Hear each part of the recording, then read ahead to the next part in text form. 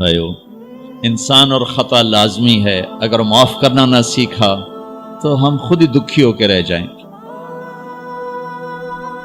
لوگوں کے زخم بھلا دو، اللہ پہ ڈال دو، اللہ صلہ دے گا، زندگی پرسکون ہو جائے گی۔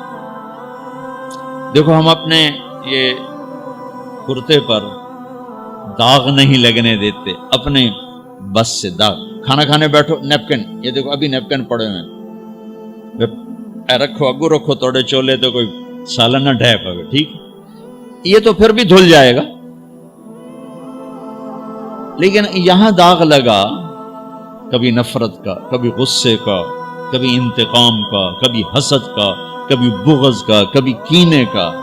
انسان سب سے زیادہ اپنی ذات سے محبت کرتا ہے۔ یہ معمولی سے کپڑے کو داغ سے بچاتے ہو، جو سب سے قیمتی چیز ہے دل، جو بادشاہ ہے، اسے بھی تو صاف ستھرا رکھو۔ جیسے ہم لاکھ زور لگا لیں، ہم کپڑے کو میل سے نہیں بچا سکتے، لاکھ زور لگا لو، لوگوں کے منفی رویے آپ کو توڑے بغیر نہیں چھوڑیں گے۔ لہذا کیا کرو؟ نبی والا معاف کرو، معاف کرو، دل کو صاف کرو، دل کو صاف کرو، دل کو صاف کرو، صبر کرو، معاف کرو۔ صبح و شام اس دل میں کسی کی نفرت نہ آنے دینا، کسی کے لیے بغض نہ آنے دینا، کسی کا کھوٹ نہ آنے دینا، کسی سے کینہ، غش، سارے الفاظ کو اپنے اندر سمیٹے ہوئے۔ اور میرے نبی کی عجیب بات، لے احد، لے احد، لے احد، کسی بھی انسان، مسلمان نہیں کہا، مومن نہیں کہا، نیک آدمی، نیک عورت نہیں، کسی بھی انسان، لے احدن۔ آج لے احد 7 ارب انسانوں پہ بولا جا رہا ہے۔ میرے نبی فرما رہے ہیں، میرے بیٹے، دنیا کے تمام انسانوں سے دل صاف رکھنا، کیا ہوگا؟ چاہیے تو جنت میں میرا ساتھی بن جائے۔ تو بھائیو بہنوں، ایمان کو مکمل کرنا ہے تو صبر کرنا سیکھو، معاف کرنا سیکھو، چپ رہنا سیکھو۔ ساز خاموش ہیں، فریاد سے معمور ہیں۔ جواب دینا تو کیا مسئلہ ہے، عقل چپ رہنے پہ لگتی۔ کوئی ابھر جائے، بیٹا ابھر جائے، بیوی ابھر جائے، خامد ابھر جائے، چپ ہو جاؤ، گزار دو اس طوفان کو۔ واپسی میں ایمان کی وہ اللہ حلاوت مٹھاس دے گا، ساری زندگی محسوس کرتے پھرو۔ یہ صفت بھی معاشرے میں کوئی نہیں، نہ کوئی معاف کرنا جانتا ہے، نہ کوئی صبر کرنا جانتا۔ اللہ تعالیٰ نے سورہ یوسف جیسی کہانی اور کوئی نہیں سنائی۔ خود اللہ نے کہا، نحن نقص علیک احسن القصص، میرے محبوب آپ کو سب سے خوبصورت کہانی سنو، سب سے خوبصورت کیا ہے؟ یوسف کی کہانی۔ اور کسی نبی کا یوں تفصیل سے چلتے چلتے واقعہ پورے قرآن میں اور کہیں نہیں جیسے یوسف علیہ السلام کی کہانی۔ یوسف علیہ السلام کے بھائیوں کے ظلم کی وجہ سے 40 سال ان کو در بدر ہونا پڑا، 40 برس گھر سے جدا رہے، پھر تہمت لگی، نبی ابن نبی ابن نبی ابن نبی، پھر جیل 309 سال، بضع سنین۔ جن بھائیوں نے یہ دکھ پہنچایا تھا ان کے ساتھ کیا ہونا چاہیے تھا؟ میں صرف ان کا اب جملہ بتاتا ہوں جو یوسف علیہ السلام نے جب اپنا تعارف کا، جب بنیامین کو روک لیا، آپ پیچھے بھائیوں نے جا کر بتایا کہ بنیامین نے چوری کر لی تھی، اس کو وہ روک لیا ہے وزیر خزانہ نے۔ یعقوب علیہ السلام نے فرمایا کہ نہیں بیٹے، میرا یہ خط لے جاؤ اور اس کو دے دو تو وہ امیدیں چھوڑ دے گا۔ تو وہ خط ایک بڑا دردناک، وہ بڑی تحریر تھی، لکھا تھا عزیز مصر کے نام، ہم انبیاء کی اولاد شروع سے ہی آزمائش کی بھٹی میں ہیں۔ میرے دادا کو آگ میں ڈالا گیا، میرے چاچا کو چھری کے نیچے سے نکال، باپ کا لفظ آتا ہے، میرے باپ کو، چاچے کو بھی باپ عربی میں کہتے ہیں، چھری کے نیچے سے نکالا گیا، میرے بچے کو مجھ سے چھینا گیا، آج 40 سال ہو گئے، مجھے اس کی خبر نہیں، تیری بڑی مہربانی میرا بیٹا واپس کر دے، ہم چور نہیں۔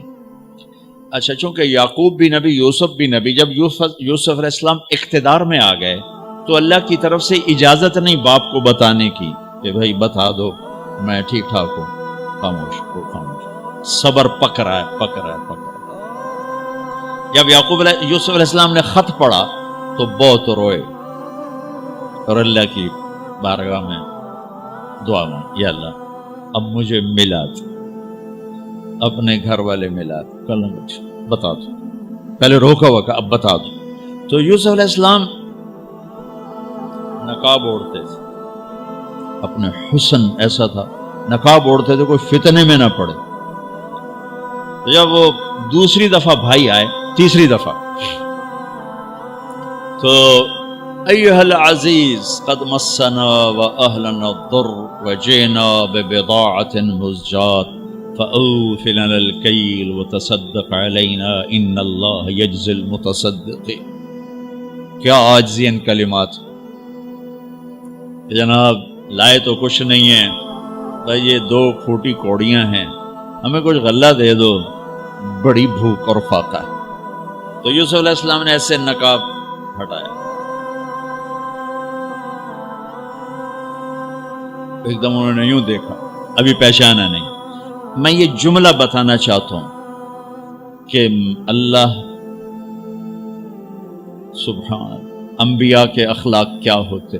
مجھے کیوں سنا رہے ہیں؟ آپ کیوں سنا رہے ہیں؟ کہ ہم اس کو پیچھے چلنے کی کوشش تو کریں. کیوں بد اخلاق ہو کے مرنا چاہتے؟ کیوں لوگوں کے دل توڑ توڑ کے اپنی قبر میں جاتے ہیں؟